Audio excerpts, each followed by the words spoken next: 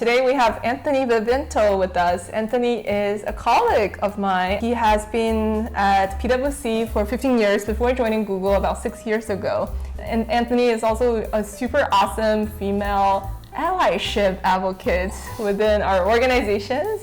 He is happily married with 2 kids. So today we're going to talk about female allyship.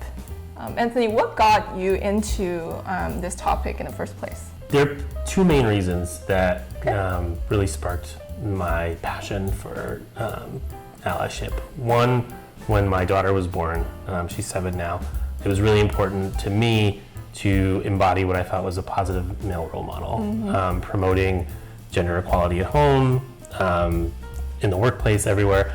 I've always liked to consider myself to be an ally to women, but after I became a girl dad, it was really more immediate and at home that, how I acted at home, how I conducted myself was giving her kind of the expectations of what her life was going to be like, what her experience with men would be like. And so it was important for me to model the type of interactions with men that I'd want her to have and the relationships that she would have. It makes a lot of sense. And then secondly,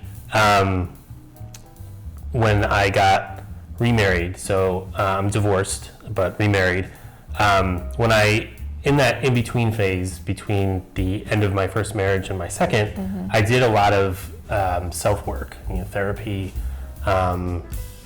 introspection, and one of the things that was really important to me for my next relationship was to, really have better self-awareness around my actions, what I brought to the relationship, how I participated at home and at work. Looking back in full honesty, there were a lot of things, particularly around the house, where, I just kind of, without thinking, kind of pushed the responsibility onto my ex-wife, and she did all of the. It sounds familiar. Yeah, I'm sure it is. She did all of the work around the house, and wow.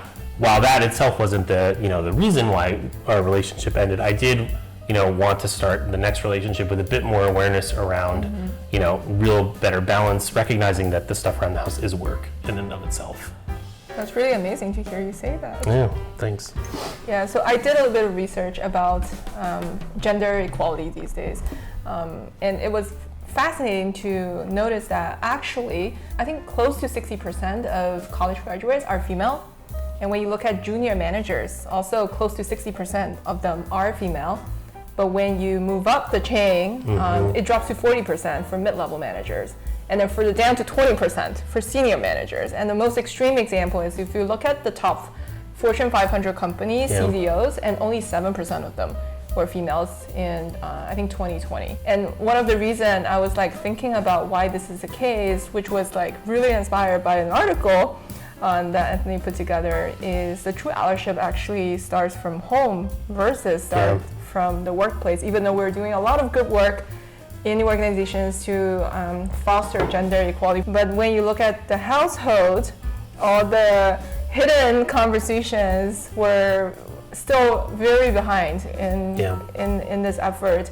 So maybe we can spend most of our time today talking about what's happening at home and what's holding women back and what can we do to make it even better. Yeah, absolutely.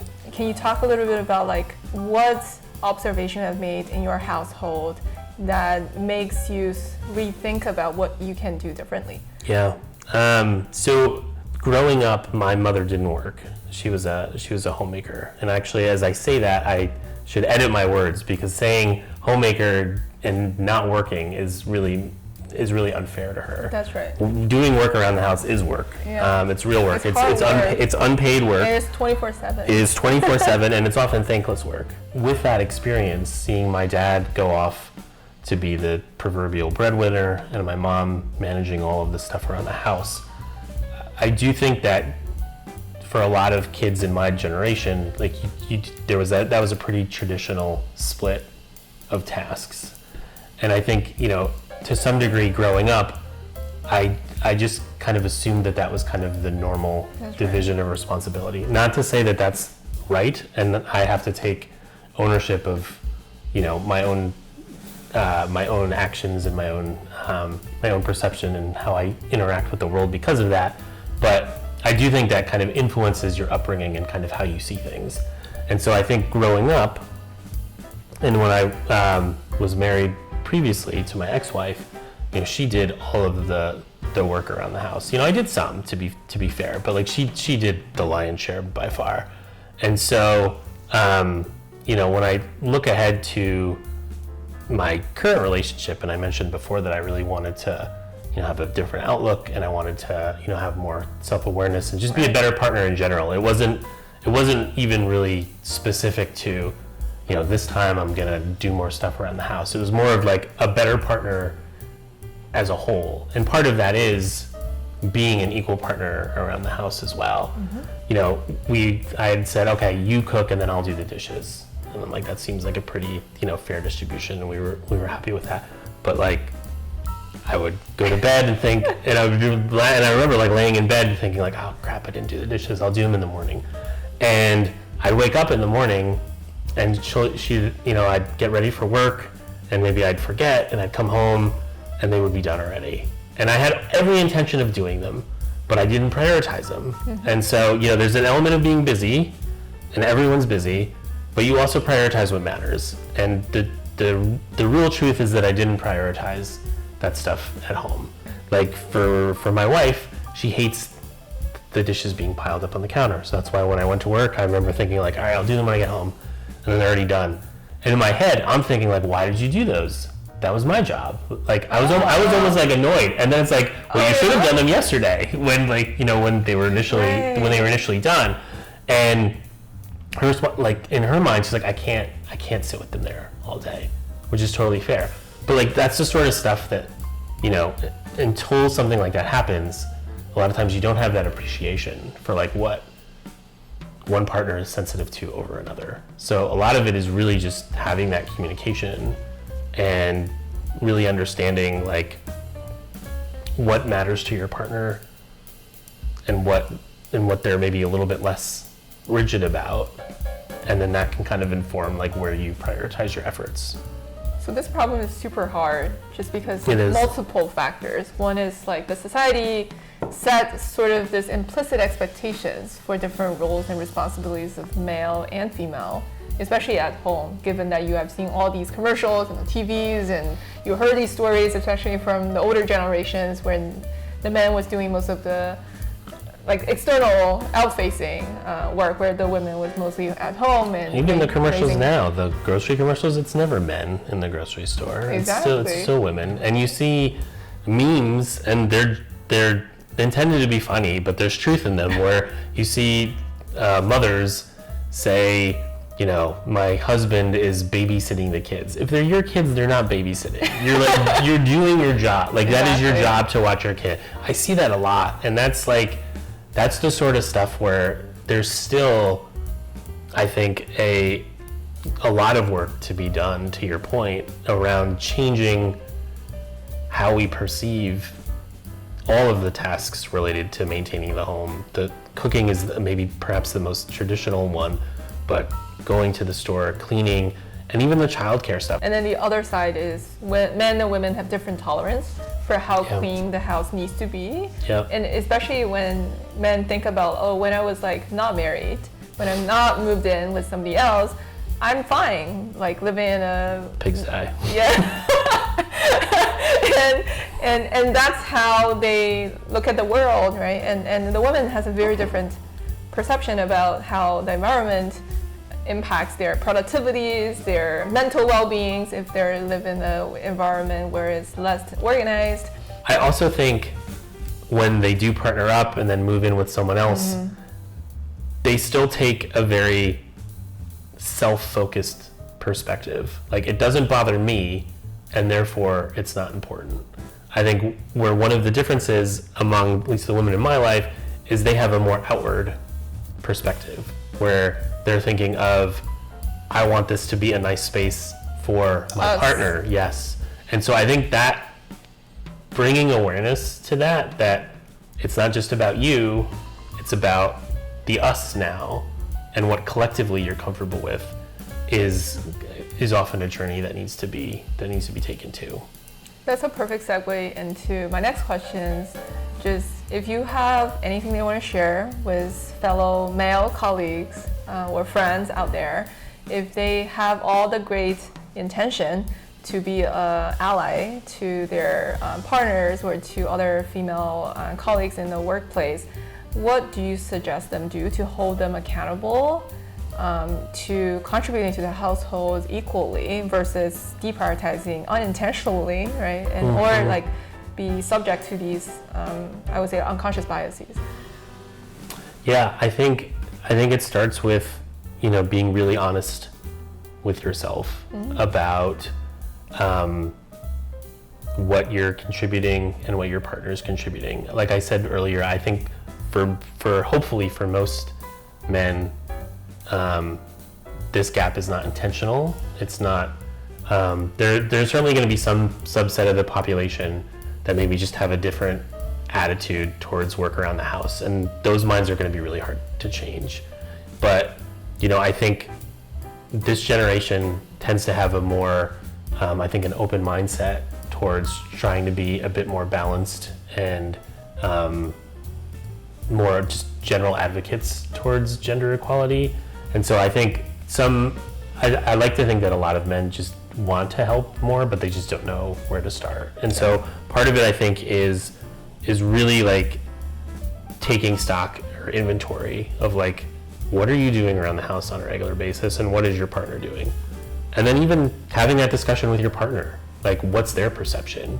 One of the studies that I cited, that I found in the article that got published, is that there's this huge gap between what men think they're doing around the house and what women that they're partnered with think they're doing around the house, right? Like men think like, oh, it's 50-50.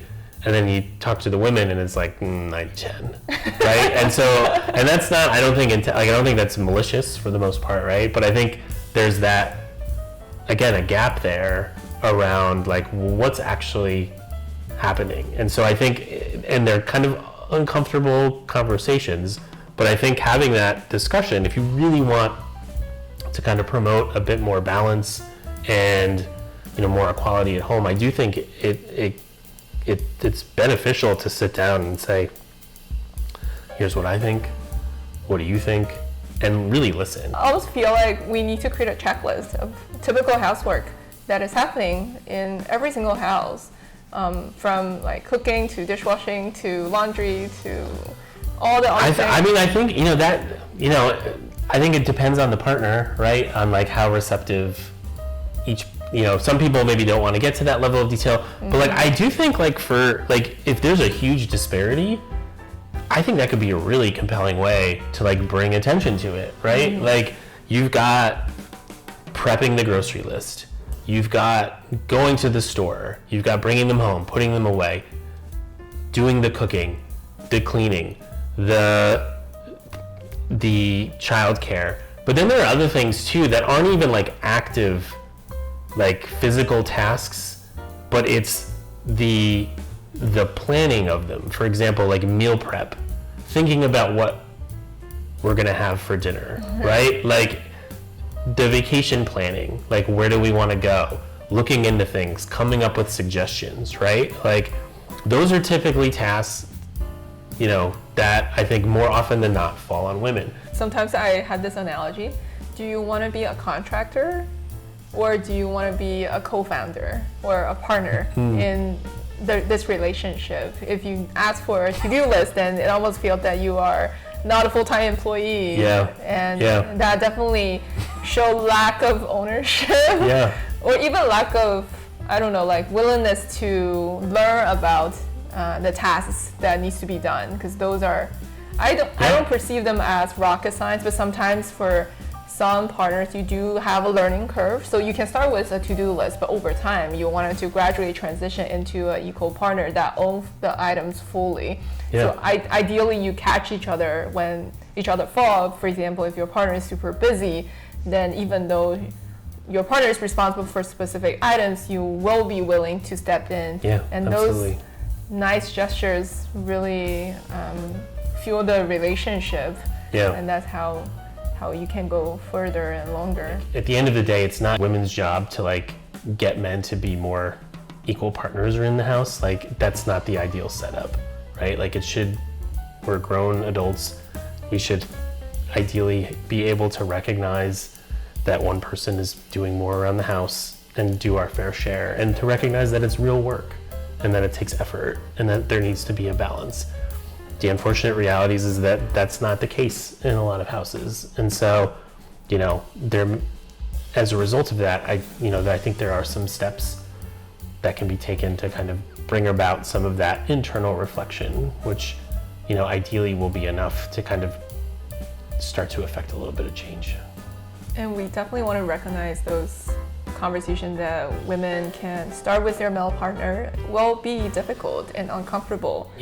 And sometimes you will get pushback or anger or different negative reactions that you might not expect. And I would say that we have to draw some of our women leadership power here to brainstorm and problem solve. Obviously, practice some of those like skills to handle difficult conversation. Like if you're handling a difficult conversation with your direct reports in the workplace, right? Trying to show empathy and trust, but at the same time, point out what's happening and what you wish something could be different. And also don't forget to talk to your female ally or talk to other women that are experiencing similar situations, so you feel you are part of a community, that you are not alone. And this is definitely not a very uncommon issue. It happens in majority of the household, unless there is a very intentional male partner that are having these conversations day in and day out. But I'm really glad that we have this conversation. This is a small step to conquering this bigger challenge, and I hope that more people can watch this video and listen to these topics, and hopefully we can have more equal family and partnership. Yeah, no, absolutely. Thanks, Anthony. Thank you.